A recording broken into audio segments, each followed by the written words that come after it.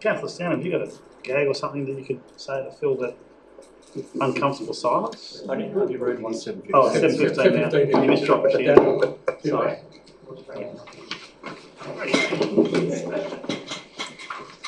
That's an old one. Good evening, everybody, and welcome to special council meeting being held on Tuesday, the 16th of September at 7:15. I'd like to begin with the Kaurna acknowledgement. So the City of Prospect acknowledges that we are on the traditional country of the Kaurna people of the Adelaide Plains region, and we respect elders past and present. We recognise and respect their cultural heritage, beliefs and relationships with the land, and we acknowledge that they are of continuing importance to the Kaurna people living today. And now the Council Pledge. We seek wisdom and understanding as we face the duties of our united task, praying for the peace and prosperity of our city. Thank you.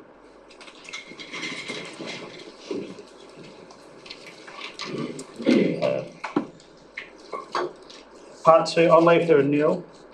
Part 3, apologies. We've received apologies from Councillor Hollett and Councillor Groot, who may make a late appearance. He's on his way back from our nation's capital, Canberra.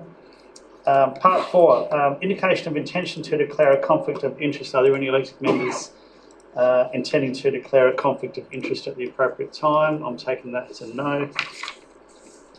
And we will now call for urgent motions with notice, and I believe we have one put forward by Councillor Christina Barnett. I'm seeking leave of the meeting by show of hands to accept the motion. So if you are happy to accept the urgent motion, please raise your hand. 2, 3, 4, 5, 6. That's plenty. Thank you very much. Councillor Barnett, I will take it that you are moving the motion, which is on our screen now. Yes, I am. Thank you. Would you like to speak to the motion? Yes, certainly. So over recent weeks, there's been a noticeable and concerning escalation in antisocial behaviour occurring beneath the Torrens Road Ovingham Railway Station overpass. Incidents in a public space involving crowds of up to 40 people have included loud music amplified by stereo speakers, public drinking of alcohol, verbal abuse directed at pedestrians, commuters and local shop owners demanding free food and drink from local shops, fighting, defecation in public areas, trespass onto private hospitals, lighting of fires, broken glass, used syringes and significant littering. Residents from 8 streets away have been complaining on social media about the loud music keeping them awake. Parents report that their teenagers using public transport in the area around the Ovingham railway station and the bus stop on Churchill Road have become quite fearful. Now, these behaviours have been disruptive and contributing to an unsafe environment for local residents, shop owners, commuters and visitors. And some antisocial behaviour has now spread and been experienced at both George Whittle and Charles Kane reserves. Charles Sturt Council and Prospect Council, who share the border between where the railway line and the overpass is, have taken concerns about activity at Ovingham Overpass very seriously and established a coordinated response involving a wide range of stakeholders. Immediate steps include increased proactive cleaning, additional monitoring of facilities, temporary adjustments to discourage extended gatherings, engaging directly with residents, business owners and community members to listen to concerns and provide reassurance. Prospect Council and Charles Sturt Council staff, local ward councillors, including myself and Deputy Mayor Trin as the West Ward councillors, Western District Police, Lucy Hood MP, Department of Health Services, remote visitor outreach, and about 50 residents met Thursday evening last week. City of Prospect has committed to implement regular security surveillance to inform whole South Australian Police of any antisocial behaviours observed. And this has now been extended to Charles Kane and George Woodward Reserve and started immediately. Also commenced the process, that's why we're here tonight with this special meeting, to implement a dry zone as preferred by the South Australian Government. From the public meeting last week, it was evident that having what's called the dry zone was a preferred and proven action by the police that gives them additional powers to alleviate the outcomes of overconsumption of alcohol, leading to the drunkenness and the unsafe behaviours that have frightened our residents. So to maintain public safety and order, South Australian Police have advised us that it is a proven deterrent and enables them to have more powers in these dry areas. The dry area prohibitions cover over 20 local government areas across South Australia, and there are more than 80 long-term dry zones throughout the state, including Charles Sturt Council. We have not had them before in Prospect, so this is why we're coming to you tonight, particularly on behalf of our very scared and concerned residents. So dry zones are required to be clearly signposted. It goes through a council's community consultation process. Members of the public wanting to have the event there can apply for a short-term liquor licence from Business and Consumer Affairs.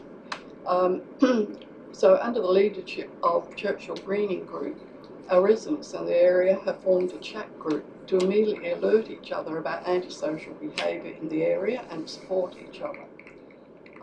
They are still, even to last night, phoning police about antisocial behaviours in the area.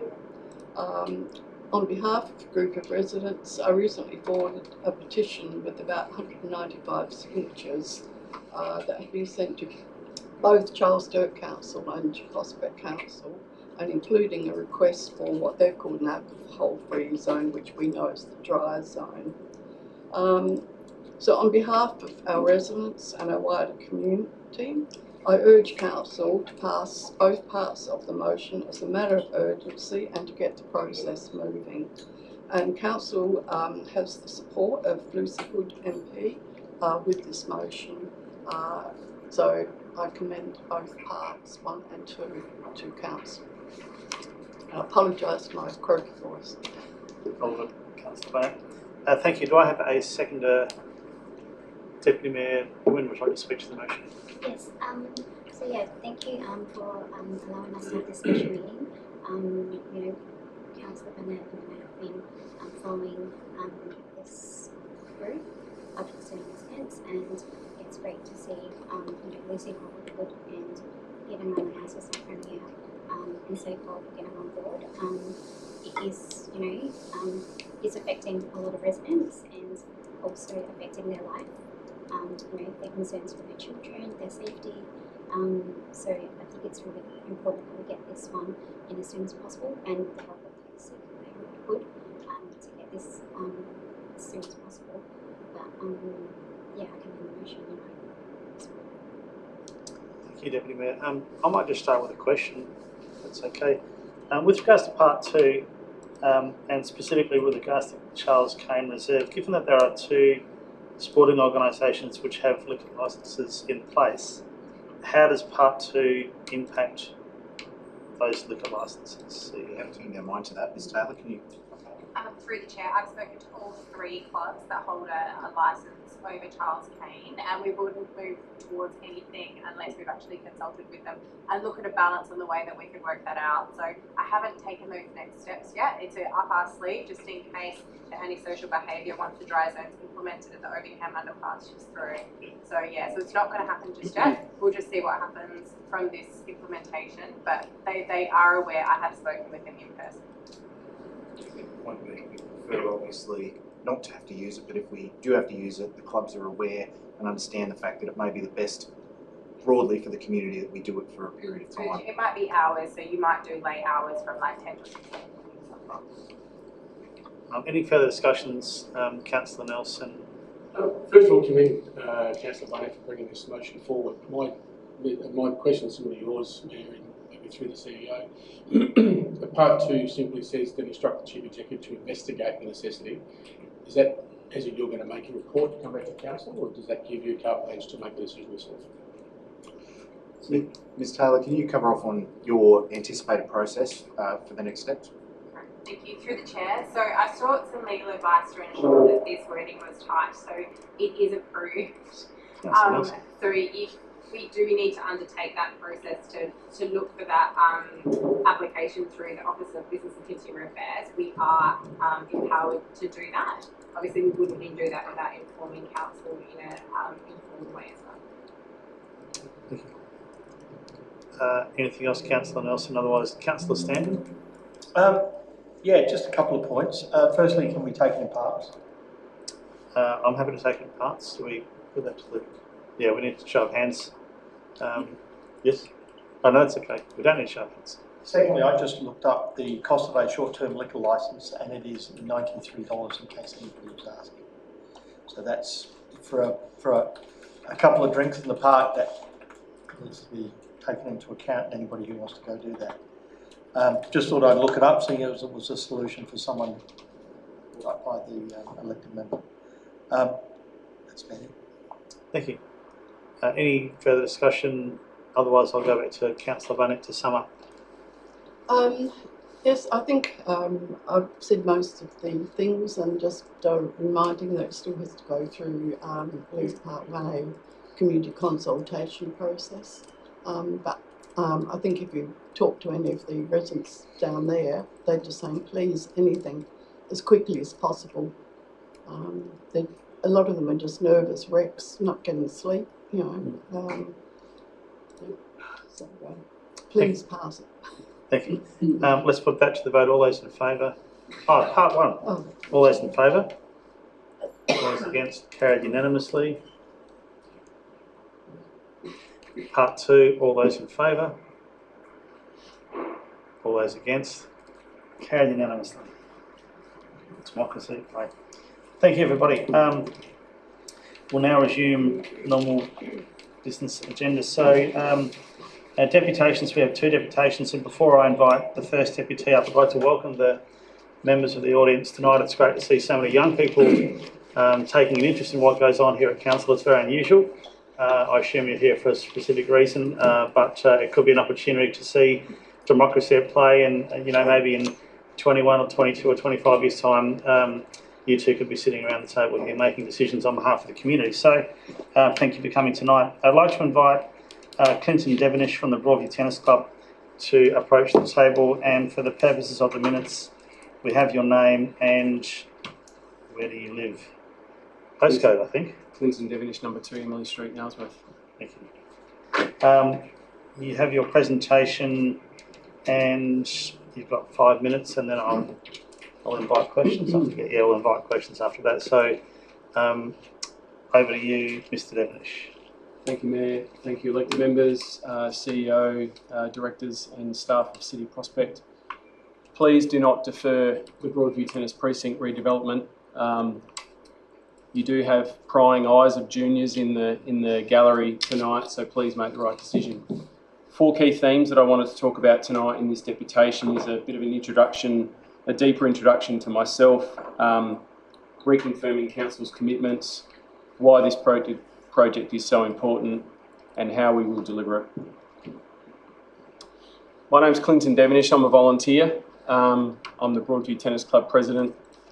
I was lucky enough to be awarded the Volunteer of the Year for 2025 for Tennis South Australia. I'm a committee member, a player and a local ratepayer. But outside of tennis, I'm the State Manager and Industry Director for AECOM. They're a global engineering firm of 60,000 employees. I've got 30 years of civil engineering industry experience.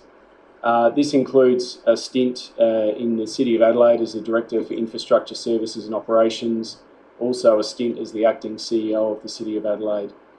By profession, I'm a chartered engineer, I'm a fellow of Engineers Australia, I'm a company director, a certified project manager and project director. So what you say, I just want council to know that you can have complete confidence in what I'm saying, and I know what I'm talking about when we start to talk about these types of projects and the delivery of them. Just to reconfirm council's commitments across various decisions that have been made over the last 12 months to 2 years, there is $3.03 million in council funding committed to the Broadview Tennis Precinct redevelopment. The plans on the right-hand side and the renders are the output of that to date. There is a commitment to get this project shovel-ready. The March 25 decision of council, which is not contained in your report tonight, does step through that and does make a commitment to get these designs shovel-ready. There is a commitment around funding applications and grant submissions to state and federal government, and there's an underbelly of community expectation and 12 years of built-up expectation that council have committed to for this precinct redevelopment. Why this project? The Broadview Sporting Precinct is a historically significant and well-loved open space within the city of Prospect. It has long served as a central hub for sport, recreation and community gatherings.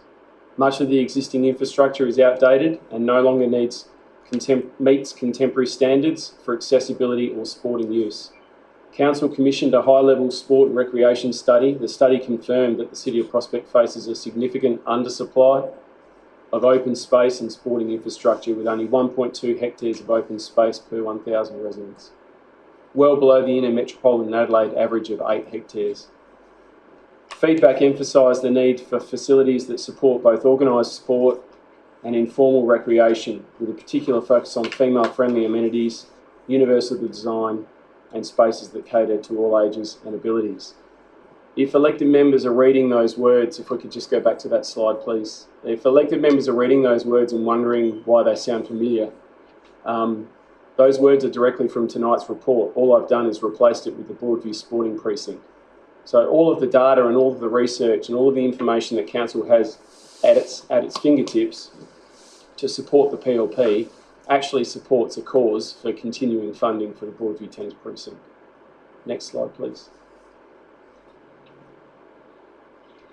Tennis far exceeds all other sports in the catchment when it comes to interests in trying a new sport and recreation activity, and this highlights the importance of basketball and tennis as priority sports, reinforcing the need for appropriate infrastructure. Once again, these two slides are directly from tonight's report, not something that we've manufactured. These are the facts, this is what the research is telling us, and this is why council should continue its commitment to this tennis precinct. And lastly, how will we deliver? Just on the last slide, thank you. How will we deliver? We will get on with council's commitment to the local community without impacting the MRF at all. We will finalise designs to get them shovel-ready status. We will submit compelling grant submissions to ORSA for up to $750,000 of contribution for Stage 1 all courts development. We're already obtaining the best pricing and program from the market. Broadview Tennis Club have taken it on themselves to undertake this, and we think we can deliver this project for well under the $3.5 million that's quoted in tonight's report. We already have an external investor lined up. It's confidential, I can't talk about that in the public forum, but we have an investor who's willing to fund part of this project as well. You have confirmation from Tennis SA and Broadview Tennis Club that there is funding, that those contributions have been committed. We need to continue to lobby state government up to the March 26 election and submit for federal grants for Stage 2 community building. We need to urgently establish a project delivery team for the delivery of Stage 1 project, and this needs to be commenced straight after the Adelaide International bump out in January 2026, with a view to finishing this project by winter 2026. And I just want to confirm, if there is a resourcing constraint and an inability for council staff to deliver this project, I have a team of people and the capability myself to do it. Thank you. Thank you. Any questions for the Deputy? Councillor Stanley. Greg, the recommendation in the report that we have just to do the courts, are you happy with that? Yes.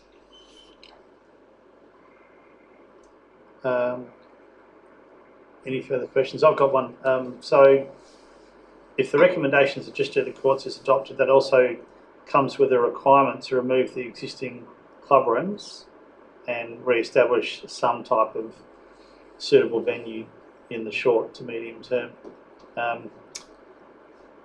Is that part of what you're proposing the Broadview Tennis Club would look at, or would that simply be the court side of things and council team would need to fund and support the installation of temporary facilities? Sorry, Mayor, I don't quite understand your question. What you're investigating, so you mentioned that you're investigating options for you guys to go out and get competitive pricing. Yes, yes. Is that including everything needed, including the need to demolish the existing club rooms and put in place short to mid-term, let's be practical about it, reasonably good quality temporary facilities? Yes, absolutely. Yeah, yeah. All included, including the demolition of existing dilapidated buildings and the inclusion of a temporary facility for the ongoing future. Any further questions for the Deputy?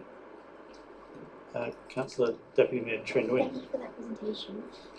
So with this plan that you are presenting, that would require our community funding, but also the grant funding from Federal would need that as well, or do you won't need that? Through you, Mayor, for the stage 1 development, which is the court, we're calling it the all courts or the courts only development, we have the ability right now with council funding commitment to submit for co-contribution funding through the Office of Sport and Rec and Racing. The maximum amount available is $750,000. So we would put that directly to this stage 1 project, which would then reduce council's commitment by that amount for stage 1. So there would be an offset if we were successful with that grant. If we weren't successful with that grant, we believe we can still deliver stage 1 with the current council commitment to funding of $3.03 million. So no additional commitment for funding. But you still want to lobby state government for a grant for the future, so that would be left on the track. Yes, absolutely. Yeah, we would like to still continue lobbying for the future funding of the building, community building. Thank you, Deputy Mayor Trindwin. Councillor Bunning. Yes, thank you for this, for some of its new information now to us, so that's interesting. Yes, with the, so this is for just straight stage 1, the tennis court, so what we call the all court. So what have you had information, particularly from the Sports Minister, that there would possibly be only a consideration if you joined in, say, with putting netball margins or something like that to make the project more, open to other sort of funding? Through you, Mayor. So we did get feedback around the backing of a multi-sport facility. Is that what you're referring to, Councillor? Yes. Yeah, so there are some options there, and one of those options is where we have the ability to attract an investor to the project, to the precinct. So it's hard to talk about it, Mayor, without divulging who that party is, but we are looking at two additional sports to bring to the precinct that relate to tennis, that enable us to give a bigger and broader offering to the community and also attract significant funding. I might just also add, and the CEO was at the same meeting I was at with the Minister, and that was when the bigger project to include the Tier 2 facility was what we were taking to them as the ask. And I can't speak on behalf of the Minister, but my sense was that her position was and ask for a lot of funding to build everything, including the Tier 2 facility, would have less likelihood of getting up without an additional support. Whether their view is still the same, if the ask is for funding as part of the Office of Rec and Sport and not a larger piece of funding as well. But yeah, I can't speak for the Minister, but that's just filling you in on the details of the meeting that we went to. Yes, yes. Because I'm just thinking, surely it would be better to have some money, like in hand, and you're able to at least get what you wanted in, except it just means, sharing, putting some marking, sharing. I've played in my day, I did play sport, including tennis and netball, with lines that had the different marking on it. You do get used to it. Thank you. Councillor Beck. Thanks again for the presentation. I'm interested in the dollars quoted, and of course we like to always be able to do more with less. I guess conscious that will be a council asset, will be a governance through there and community consultation. I'm just wondering if, because it will be council owned asset, if there's maybe a sort of governance issue that might need to go through council, some of these elements. Is there a sort of clear direction from council staff that some of these can be done by the club separately? Through you, Mayor. So we wouldn't be suggesting working outside of council policy or procedures in any way. Okay. We have offered, based on, I guess, my capability and skill sets to support and drive forward the project delivery. Some of the things that we can do quite well is obviously speak to the contractors that are in my network of people. We also have really close connections with Tennis SA, who have a number of pre-qualified contractors that they use for tennis developments. So we would get access to that type of information. So it's more about accessing the right type of contractors to get the best price for council than it is taking over the whole process. I guess I'm putting myself out there to say, if resourcing this precinct redevelopment from a council perspective is a problem, we can lean in and support that. But I'm not suggesting we do it outside policy. Because like I said, I'm cognizant that council has their own procurement policies and things like that. So yeah, but the information's appreciated. Thank you. Councillor Tweedledee. Thank you for your presentation. How confident are you with the submission to get that grant through for the stage 1? Through you, Mayor. I've done a lot of submissions over the years, both in my private life as a volunteer, but also as a council staff and public servant. I wish I knew the answer to that question, because if I did, I'd be pretty rich. I think this type of project lends itself to a favourable result for the funding from the Office of Sport and Rec. The reason I say that is because it's evidence-based, because what the evidence is telling us is that the City of Prospect has a high demand for tennis from its constituents. There's an undersupply of sporting and recreational facilities in the region. Female participation in tennis is extremely high. We have some of the highest participation rates in our competition for Tennis SA. So we can tick a lot of boxes. We are sitting here currently with landlord consent from council on the back of decisions that have been previously made by council. So we have a number of boxes ticked in our favour. The only thing I could say, councillor, is that it's a very competitive process. We think we've got a great opportunity here. If you don't go for it, you're never going to get it. So you have to go for it. That's my plea. I think everyone's had a crack.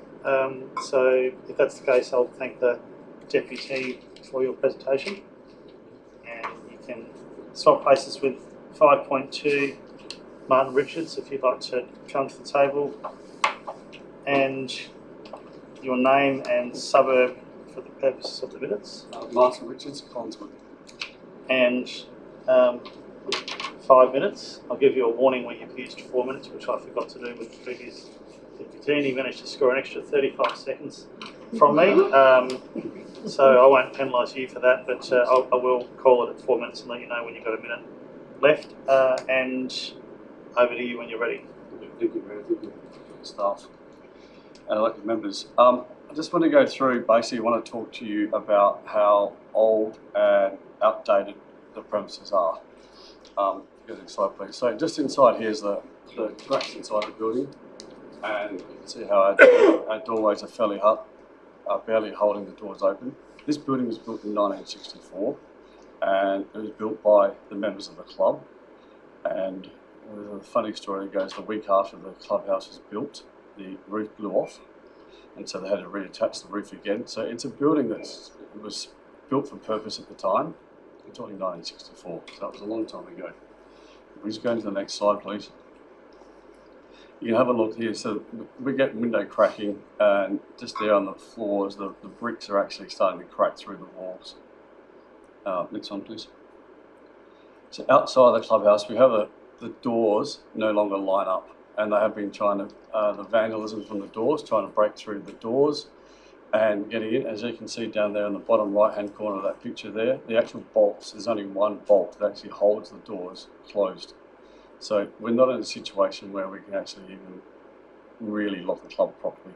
So we're very much open to vandalism. And the next one, please. So this is the building on the outside. So as you can see, there's holes in the building. There's wires loose, floating around all over the place, and it's just getting old. And you can remember, we've got anywhere between 180 and 250 children every week at the club, and it's just it's got to the point now it's just unacceptable.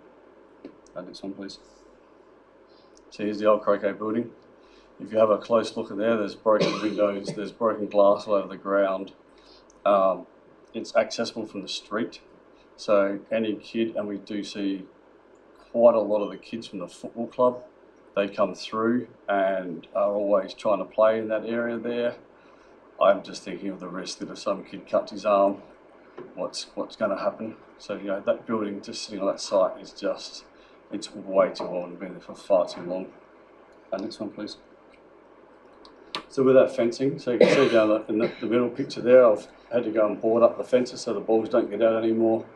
The fencing, from my knowledge, will be 25 to 30 years old. All the fencing's rusted, it's lifting up, it's rusting the courts. We can't close the gates between the two banks of courts. So we're getting balls coming through, you're getting children walking through when they shouldn't be coming through. We have a lot of traffic going through that area now. So we've just got to, it's, once again, it's just worn out. Next one, please. Here's an example of the tree root cracking. So from the tree roots, they're coming through the courts. Now we've got wheelchair players and blind low vision players there, they can't see that. So it's becoming a trip hazard, and the playing surface is actually becoming a trip hazard. Next one, please. So here's just some of the examples in the next two slides of where the courts are starting to crack inside the playing surface. Once again, I add where, you know, we have these disabled sports playing at a venue, and they are just, it's just not becoming a safe surface. Also on that too, I just want to add the fact that that surface now is no longer suitable for our members. We have paying members who come to the club every week and play there, and are coming and having to present with this. And I think one of our greatest concerns also is the fact that we have international players coming to play on these surfaces, and we are a real threat of losing that international. Next one, please. Example of the drainage. So we can see how the courts puddle and drain, dry spots, puddling spots. You can see the uneven surfaces. Thank you. And they're becoming trip hazards because you can't see those underlying surfaces when it's dry. Next one, please. I'll brush over this quickly. As a family-friendly club, it's fairly hard to lock the gates when there isn't any left. They've been stolen, so we've got access where kids can just run straight onto the roadway. Next one, please. Here's an example of uneven paths in our spectating area. We've had a few falls there lately from people tripping over, and also the net posts are starting to pull through the ground. Next one, please. We still have asbestos in the building, according to the register. And just the last one, please, to the toilets. So as we know, the toilets are not to the level. It's not good for our guests or for our international players to use these facilities. But to expect our club members to have to use these on a daily basis is totally unacceptable. We have a young lady here tonight actually who makes her father take her home and she refuses to use the toilets. So when you've got young girls coming to play at your club who cannot feel comfortable going to the toilet, we just know it's time to move on. As you can see by the strong support behind me tonight, it's time to develop this precinct sooner rather than later. Thank you. Thank you, Martin. Any questions for the Deputy? Councillor Sand, I can see you're itching to. No, I was going to ask the same question as I asked the former Deputy. Yep. Are you happy with the ball courts process? Yes.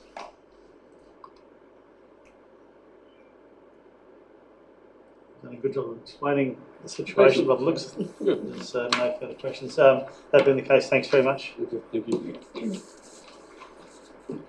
So we'll now move on to item 7, reports for decisions. So 7.1, multi-use recreation facility.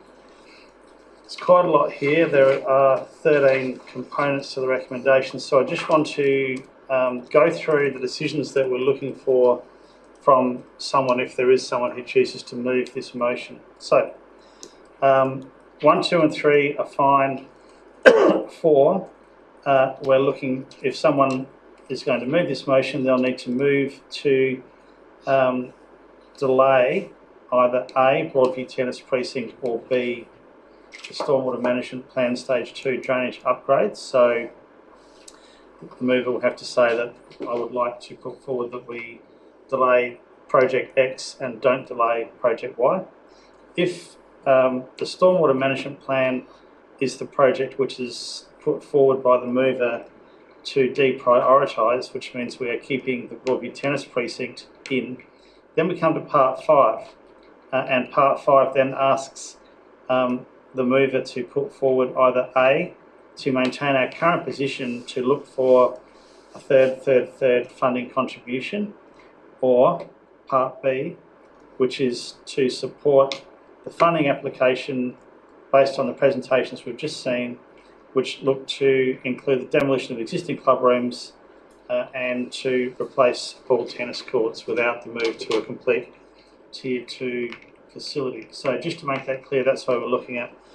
So I'll call for a mover, Deputy Mayor Trindwin. Yeah. Look, I'm happy to move this one. I actually attended the meeting with the Minister as well, and I've been in the clubhouse and had a look at the facilities, and I am well aware of the state that it's in, and it is something that, we do want to help the tennis club with and support. Unfortunately, we didn't get the commitment from the federal party, so having this option now is a great way forward, because originally you guys weren't happy with a staged approach. So that's great that you've got all that knowledge, and yeah, I will be in favour of moving. So just to confirm, you're moving to keep 4A? 4A.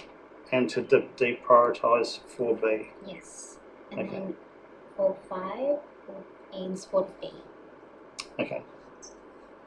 Great. So the movers confirmed that they're moving to deprioritise 4B and keep 4A. And when it comes to Part 5, 5B. Do I have a seconder motion, Councillor Stanton? Happy, very happy to support that. I think the first time I saw the funding of Broadview come up was, I want to say 10 years ago when I first came on the council. And I was on council for 4 years and then off for 4 years and came back and it was still on the table. I was like, can we just get this done?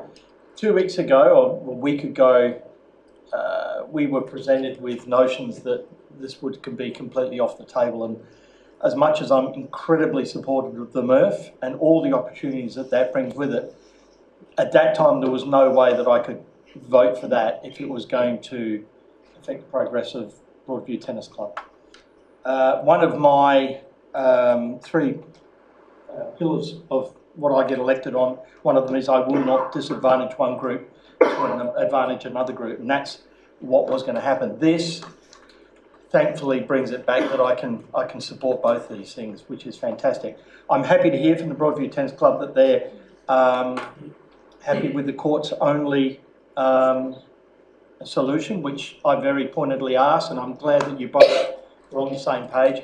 It means that we can move forward, not only just move forward with something that you guys are happy with, and it sounds like you're going to do a fantastic job of it and take a lot of the pressure off of councillors. We all know councils sometimes can have their lunch money stolen, let's say, with some projects, and the fact that this might actually go out a little bit more externally, we might hopefully get a better deal for everyone. Very happy to support this, and let's get it moving.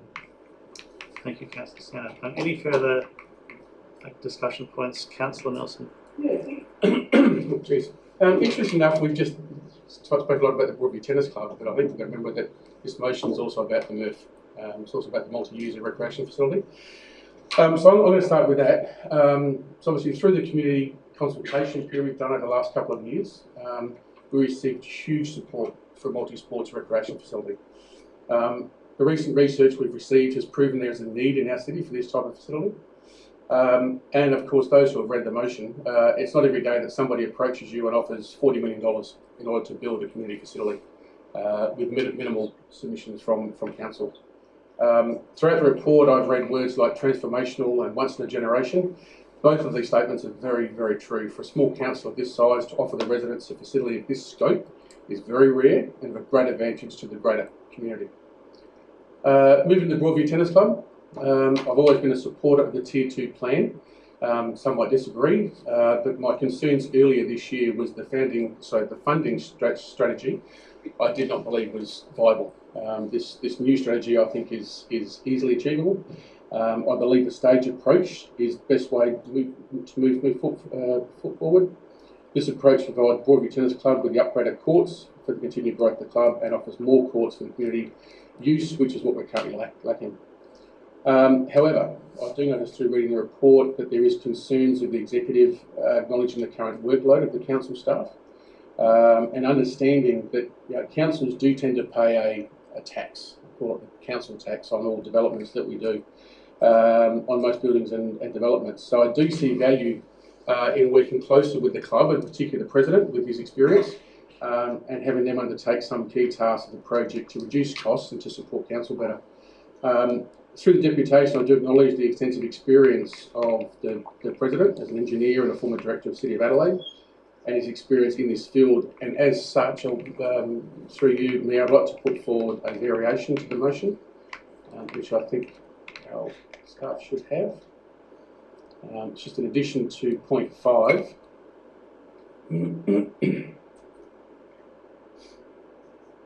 Which basically reads that we would allow Broadview Tennis Club to submit a proposal to project manage the courts-only solution outlined in this report for council to consider. Thank you, Councillor Nelson. Do we need to include in there some reference to the temporary facilities? I'd play with that, but I think the courts-only solution outlined in the report does call for the temporary solution for the club rooms as well. So I'm happy with that, unless you see a need to update it. CEO, do you think that's clear enough? If this does get up, is that clear enough? Through you, Mr. Mayor, I think it is, because we can't demolish and rebuild the courts without demolishing the existing building. So unless they're going to pitch a tent or put a marquee up, they're going to have to have a bump in facility. So we'd always taken it as a given that the courts only solution will require a modular bump in accommodation. So no, I'm happy with that wording. Thank you. Any further discussion, Councillor Batten? Yeah, just a couple of questions and some comments.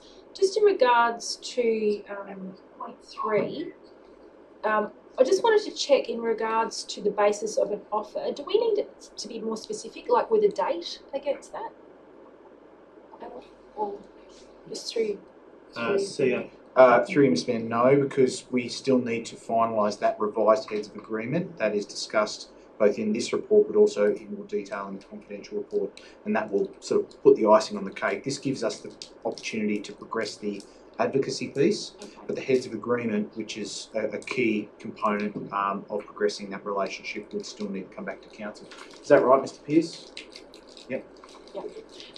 Yeah, so look, I mean, it's very exciting. It's not an opportunity. We actually get 2 very interesting projects, but I'd sort of hark back to March of this year, and certainly, you know, through the report, the CEO mentioned that SCOSA is looking very carefully at this, and it's our capacity to deliver, because we've got 2 big projects and we're not getting the money from anywhere. We're actually getting it from some of our other capital projects, as well as the opportunity for funding. So I'm a little bit more cautious around this particular motion, maybe than other members, but I'll listen to further debate, and I'd ask that it to be taken in parts. Certainly no problems. I missed seeking the approval of the mover and the seconder to adopt the variation as part of part 5. So the mover is happy and the seconder is happy to take that. Sorry for omitting that part. Any further discussion around this motion? I'll just say a few things from the chair. So with regards to the MRF, I think what we're proposing is our best opportunity by far, and I think that the strength in a joint pitch will be looked upon favourably than going it alone, and I think it speaks volumes for our vision that we're attracting such significant interest in this project, which I don't refer to as a once-in-a-generational opportunity. I refer to as a once-in-a-lifetime opportunity, because the last time anything significant happened around that area was around 70 years ago, and so this is a once-in-a-lifetime decision to get it right now for and on behalf of our community. With relation to the Broadview Tennis Club scenario, I think it speaks volumes for the commitment of the executive of the club to persist for this long and to ride the roller coaster that it has been, and to really back their community and say you're worth it, and that's what this says to me. And I'd also like to draw everyone's attention to the fact that, particularly in relation to 5 second dash, because it doesn't have a number next to it, there is fairly recent precedence with the North Adelaide Football Club on 2 occasions taking ownership of delivering a project within council's governance and reporting frameworks, and unless I'm told otherwise, both those projects were delivered under the cost that council could have delivered those projects for. So I take comfort in the fact that this is not a new thing. This is something which there is precedence for, and given the quality and credentials of some of the members of the tennis club, I think we're in quite good hands there. So I just wanted to make those points, Councillor Nguyen. I just want to say I'm really excited about these 2 projects. I feel that it is a once-in-a-lifetime opportunity that we get external coming in and throwing money at us to deliver something that we could never afford. I also want to thank the gallery, especially the children, for coming here tonight. Obviously, it is evident that this is really important to you, and thank you for the presentation and the pictures. It clearly indicates that you definitely need a new facility, and I think we are all excited about what when the future comes, when the time comes that we get new facilities at both places. So once again, thank you, children, for coming. Thank you, Councillor Nguyen. I'll now head back to the Deputy Mayor to sum up. So I hadn't finished speaking before, but I can sum up now. So yeah, I was going to speak about the MRF as well, and I think it's a great opportunity for our city to receive front-end funding in this significant amount, and I think it's community benefit, which doesn't put that pressure on the ratepayers and the residents. And yeah, definitely don't think it's an opportunity that we can get again in the future. So it is definitely a lifetime opportunity. I'm not a sports person at all, didn't grow up doing sports. I'm a people person, but I really love to see how through sports, it brings people together, and it clearly shows it here. And it brings community together. So for me, I think both these projects are, great generational opportunities for the City of Prospect residents and the community. So I hope that we support it. And Thank you, Deputy Mayor. Let's put that to the vote. So we are taking in parts. Yes. Okay, so let's hope there's. Well, I'm certain there's going to be divisions here, so let's get ready we're in for a long haul here. Okay, so part 1, all those in favour, against, carried unanimously. Off to a good start. Part 2, all those in favour, against, carried unanimously. Part 3, all those in favour, against. Division. Motion carried. So all those in favour, please stand for the record. Take the picture. Yeah, she'll keep the other way.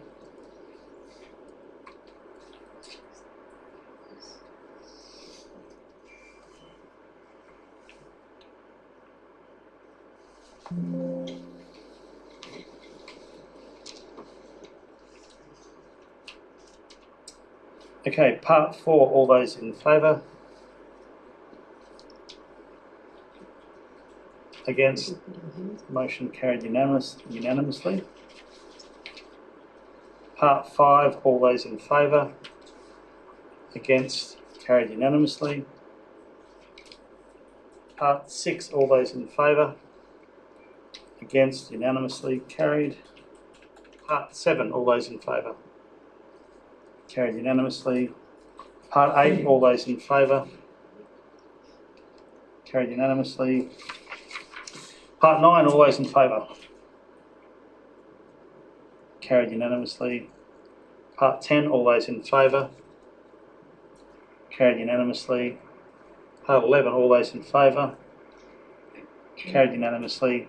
Part 12, all those in favour, carried unanimously. Part 13, all those in favour, against, carried unanimously. That was easier than what I thought it was going to be. Thank you, everybody. Thank you to the deputies for your contribution. I'm sure if there's any lack of clarity about what that means, you'll explain it to your members. And thanks once again, everybody, for coming. Now you better rush off and do your homework, or you'll never make it to an elected member's position. And you can stay around for the rest of the meeting, as we like to say, but that's the last item that we'll be discussing that affects you guys, so we'll understand if you leave. We're moving into confidence, so. And you have to go to the moving confidence. Quick 3-minute break whilst we get everything sorted out for confidence.